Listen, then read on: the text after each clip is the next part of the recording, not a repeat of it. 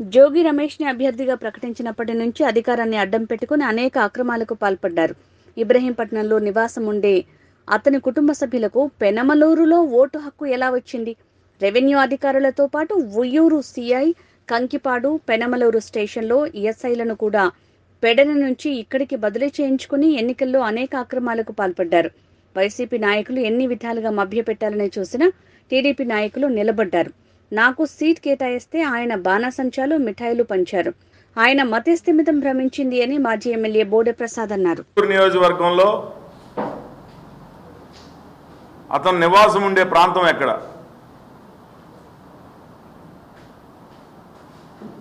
ఎక్కడా కూడా అతనికి అడ్రస్ ప్రూఫ్ కూడా లేకుండా ఓటు హక్కు ఎలా కల్పించారు? పెడన్ నియోజకవర్గంలో మంత్రిగా పనిచేసినప్పుడు అతని కింద పనిచేసిన రెవెన్యూ సిబ్బందిని కానీ పోలీస్ సిబ్బందిని కానీ ఇక్కడ అధికారులుగా ట్రాన్స్ఫర్ చేయించుకోవడం జరిగింది. ఉయ్యూరు సిఐ కానీ మరి కంకిపాడు, పెనమలూరు స్టేషన్లో ఎస్ఐలు కానీ అలాగే రెవెన్యూ సిబ్బంది కానీ ఎలక్షన్ కమిషన్ కూడా కంప్లైంట్లు పెట్టడం జరిగింది. అయినా ఎటువంటి చర్యలు తీసుకోలేదు. అక్కడ రాష్ట్ర ప్రభుత్వ అధికారాన్ని అడ్డం పెట్టుకొని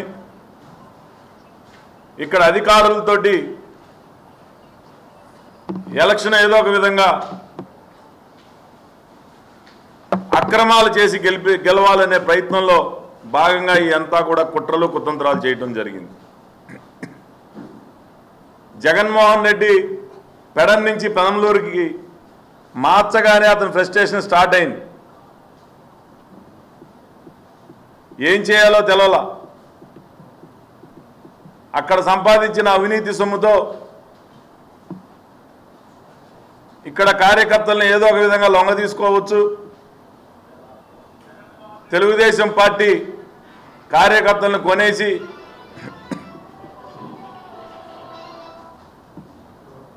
ఏదో ఒక విధంగా అక్రమాలు చేసి గెలవాలనే ప్రయత్నం మొదలుపెట్టాడు. ఎక్కడా కూడా తెలుగుదేశం పార్టీ కార్యకర్తలందరూ కూడా ఎంతో పట్టుదలతో ఎంత ఆశ చూపించినా ఆశపడకుండా తెలుగుదేశం పార్టీకి కష్టపడి పనిచేశారు. ఈరోజు అతని ఫ్రస్ట్రేషన్కి నాకు సీటు కొంత జాప్యం జరిగినప్పుడు బాణాసంచా కాల్చడం జరిగింది. సీటు ప్రకటించగానే స్వీట్లు పంచడం అంటే ఏంటి? ఇది ఒక మైండ్ గేమ్. మైండ్ గేమో లేకపోతే ఇతన్ని పిచ్చోడు అనాలో ఏంటో కూడా అర్థం కాని పరిస్థితి. విచ్చలవిడిగా డబ్బులు ఖర్చు పెడతాం, విచ్చలవిడిగా మధ్య ప్రవాహం చేయటం, దాదాపు డిసెంబర్ జనవరి నుంచి పెనమలూరు నియోజకవర్గంలో అధికార దుర్వినియోగం చేశాడు. కానీ ప్రజలందరూ కూడా తెలుగుదేశం పార్టీ వైపున బోడే ప్రసాద్ని గెలిపించాలనే ఒక పట్టుదలతో మొన్న జరిగిన ఎన్నికల్లో ఓటేయటం జరిగింది. ఓడిపోతున్నాను అని చెప్పి తెలిసి మైలవరం నుంచి కానీ పెడన్ నుంచి కానీ పటమం నుంచి కానీ రౌడీ షీటర్లను వెంటబెట్టుకొని అతని అనుచరులను వెంటబెట్టుకొని మొన్న కానూరులో కానీ పెనమలూరులో కానీ దౌర్జన్యాలకి దిగటం జరిగింది. కానూరులో ఒక నాయకుడు కులం పేరు పెట్టి కమ్మ కార్పొరేషన్ చైర్మన్ అంట.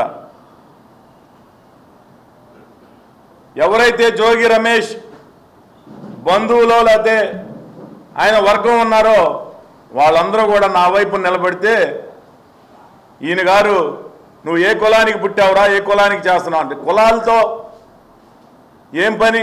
అంటే రెచ్చగొట్టే మాటలు, చెయ్యి చేసుకోవటం, బూతుల్లోకి వచ్చి పోలింగ్ బూతుల్లోకి వచ్చి భౌతికంగా దాడి చేయటం.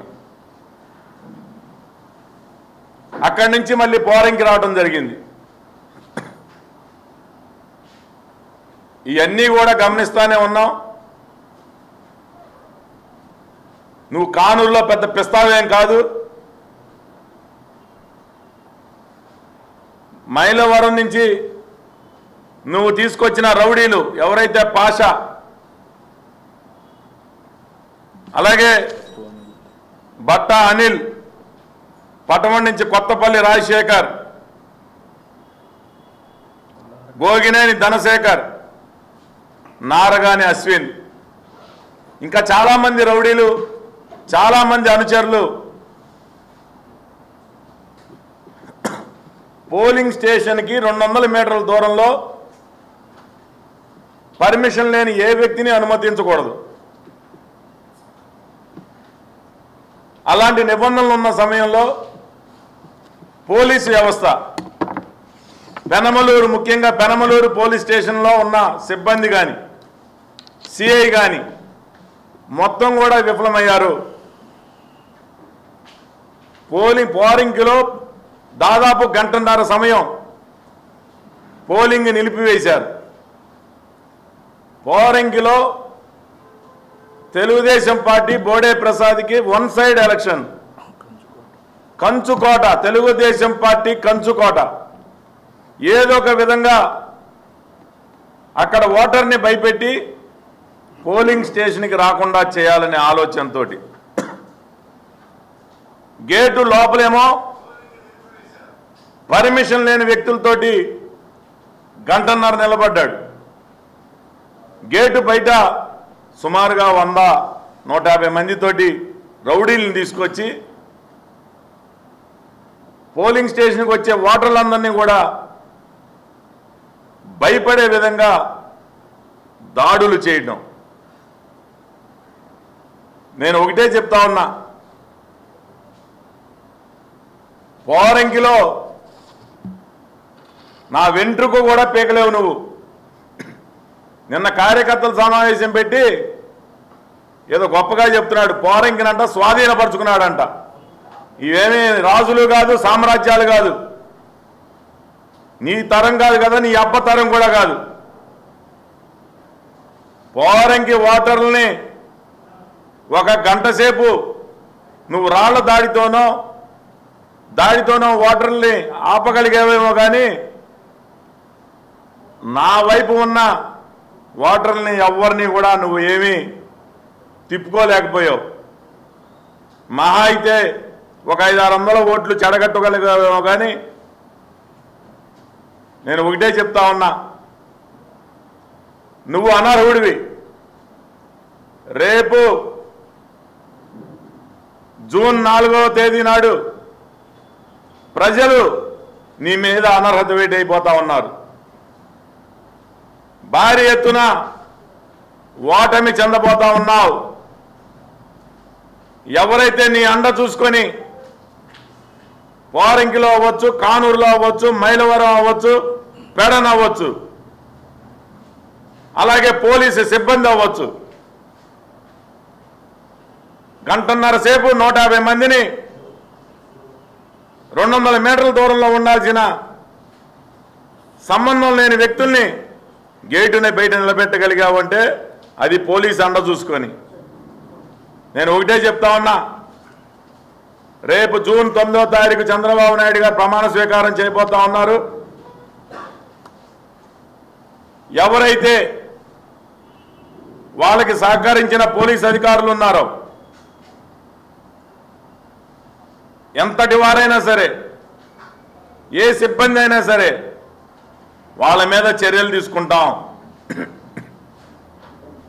మేమేమో 200 మీటర్ల అవతల, వాళ్ళేమో గేటు ముందు. అంత దాడులు జరుగుతూ ఉంటే మా మీద 3 కేసులు పెట్టారు. పోరంకిని అంట ఆక్రమించుకున్నాడంట, స్వాధీనపరుచుకున్నాడంట.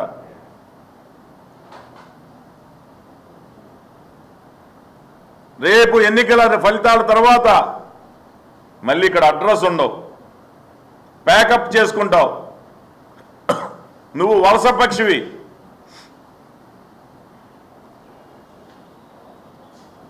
ఈరోజు నీ అధికారాన్ని అడ్డం పెట్టుకొని